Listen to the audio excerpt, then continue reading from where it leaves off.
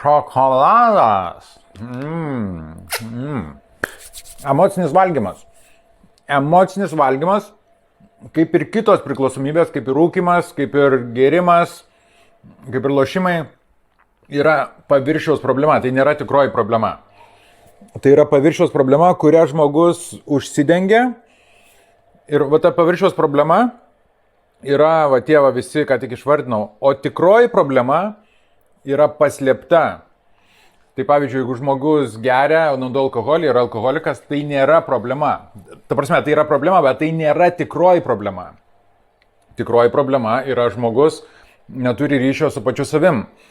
Ir per alkoholį tada jis ten kompensuoja.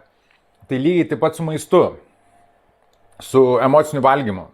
Reiškia, žmogus užsidengia šokoladais, bulkutėm, krosanais ir atrodo, kad problemos nėra, bet problema yra. Ir problema ta, kad žmogus negauna meilės, bando kompensuoti. Ir viršsvoris pagal psichosomatiką reiškia, kad žmogus yra sunkesnis, užima daugiau vietos ir tas posakis, kad šitas dalykas turi daugiau svorio, reiškia, kad šitas dalykas yra svarbesnis, svarbus.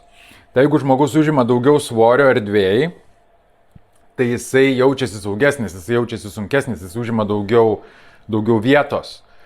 Ir taip kompensuoja kažkokį nesaugumo dalyką. Tai gaunasi vėlgi viršsvoris problema, o tikroji problema kažkur tai nesaugumo jausmas. Tarkim, alkoholis, tikroji problema yra ryšio su savimi nebuvimas. Emocinis valgymas, tikroji problema, kažkokios meilės trūkumas, kažkas yra kompensuojama tuo.